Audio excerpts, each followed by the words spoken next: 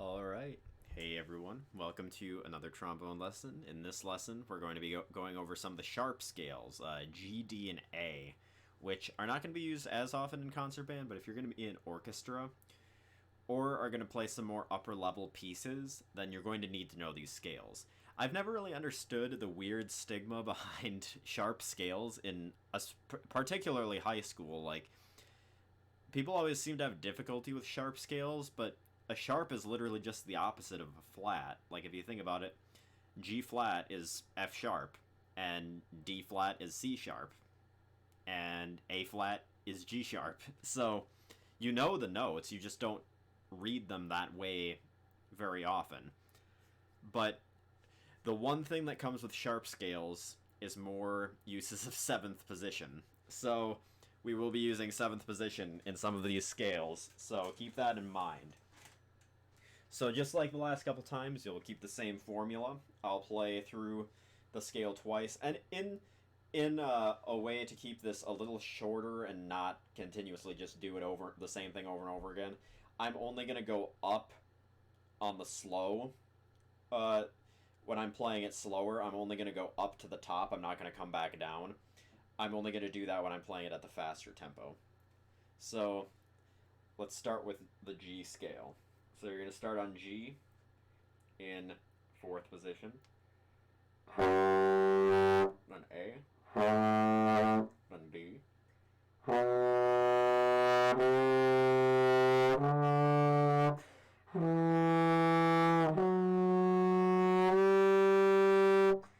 now see if you can join in and match with me.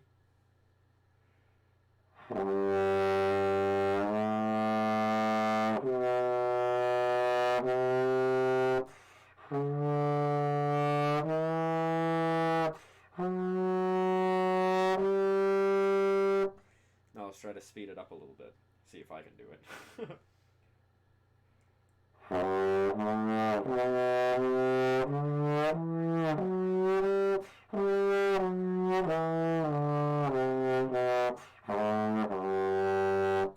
And going down in those lower positions is going to take a little bit more air too, so keep that in mind. Let's do it again, see if you can pick up any mistakes that you might have made.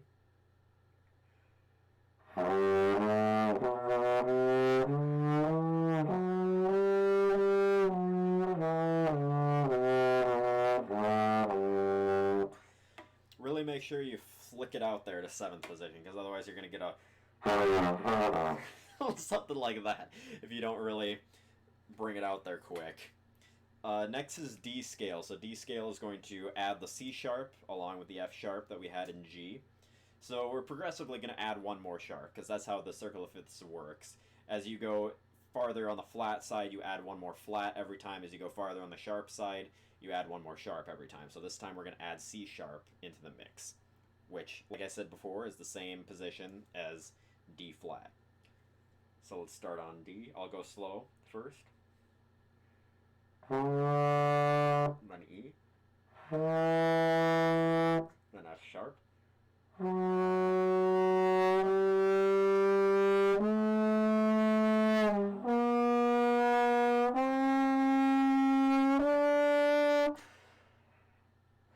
Now, I wanted to go back down, and then I remember that I'm not doing that. Okay, now this time you join in with me and see if you can match with me.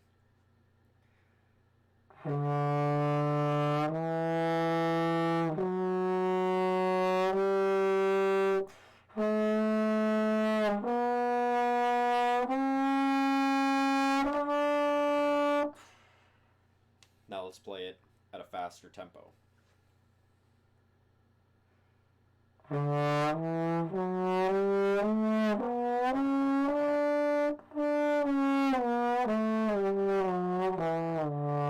Forgot I was going down that time instead of thinking I was going down and then I didn't. Okay, now let's try to pick up on those mistakes that you might have made, and I'll pick up on mine. Alright, let's do this. I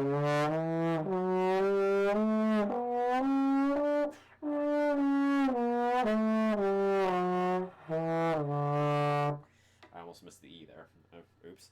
Alright, so now we're going to go to A, which is going to add G sharp into the mix.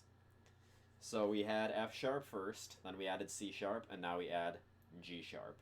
So I'll go slow the first time, starting on second position A, out to B, C sharp,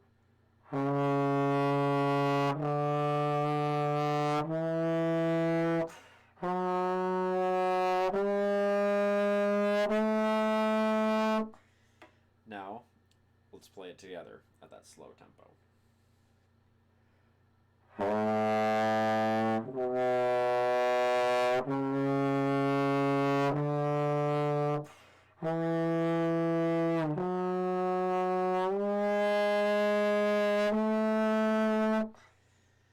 Now let's try it a little bit faster.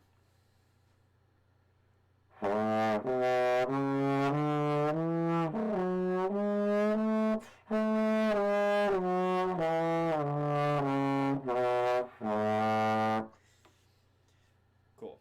Now let's try to see if we can pick up on any mistakes that you might have made. Do it again.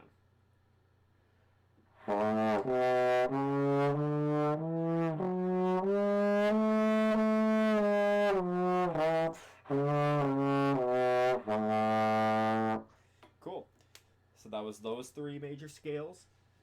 If you need practice with them, rewind and play it back. Try to see if you can stick with me on them. I know sharp scales tend to be a little bit harder. It's also a little bit weird in the range of the instrument too. I'll give people who have difficulty with sharps that much. Like, it's always kind of a weird position in your range for most sharp scales. But yeah, that's it for this episode. On the next one, we'll be looking at the last three major scales, and then I'm going to do after that, I'm going to do kind of a quick overview of all of the minor scales, and then we'll move on to some music. So yes, we can look forward to that. Only one more boring episode of playing scales. But thank you all for watching. I will see you all in the next one. Peace out.